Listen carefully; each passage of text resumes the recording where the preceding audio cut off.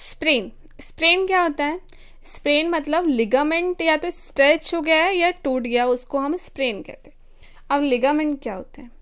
Ligament ऐसा tough band होता है फाइब्रस टिश्यू का, जो कि बोन को किससे अटैच करता है? जॉइंट से कनेक्ट करता है।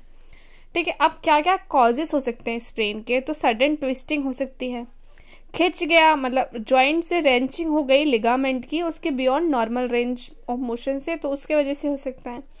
Direct trauma of the joint to the joint, उसके वजह से हो सकता है।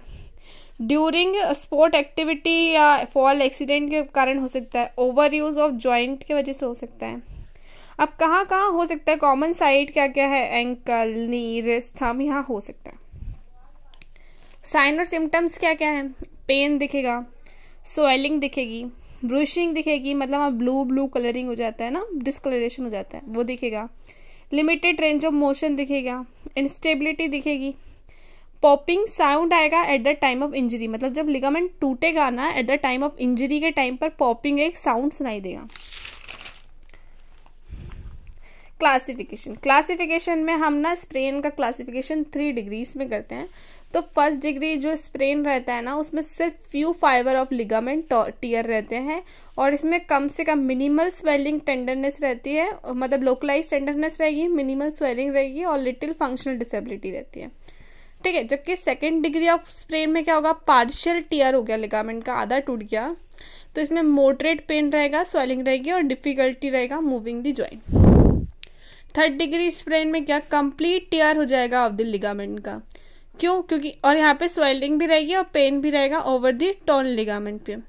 But contrary to expectations often the pain in such tear is minimal, but इधर पे पेन ज़्यादा होना चाहिए लेकिन यहाँ कम होगा, क्योंकि कंप्लीट टियर हो गया है तो यहाँ पे नर्व सप्लाई नहीं रहेगी तो पेन कम रहेगा, जबकि इस वाले इसमें पेन ज़्यादा रहेगा क्योंकि ये पार्शियल टियर है ना।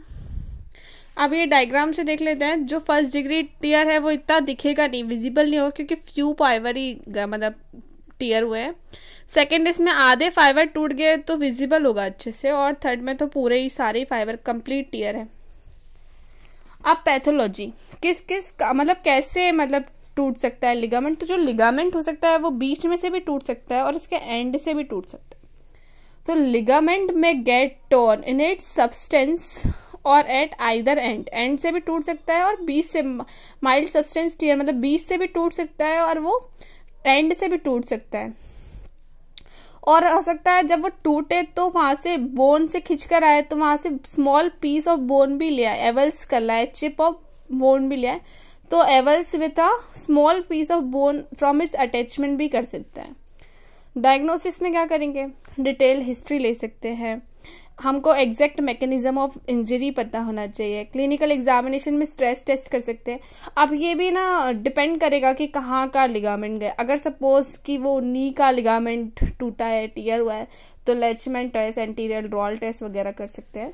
इन्वेस्टिगेशन में एक्सरे, एमआरआई ज़्यादा सही रहेगा, उसमें लिगामेंट दिख जाएगा, आर्थ्रोस्कोपी भी कर सकते हैं। ट्रीटमेंट में ऑल जो स्प्रेन के ट्रीटमेंट है ना वो राइस प्रोटोकॉल से हम कर सकते हैं। ठीक है, तो राइस मतलब क्या? आर फॉर रेस्ट, आई से आइस थेरेपी, सी से कंप्रेशन बैंडेज मतलब कंप्रेशन बैंडेज करवा के, और ई से एलिवेट करके उस पार्ट को कर सकते हैं। मेडिकेशन में एनाल्जेसिक, एंटी इन्फ्लेमेटरी ड्रग दे सकते हैं। ये इनफ है फर्स्ट डिग्री स्प्रेन के लिए।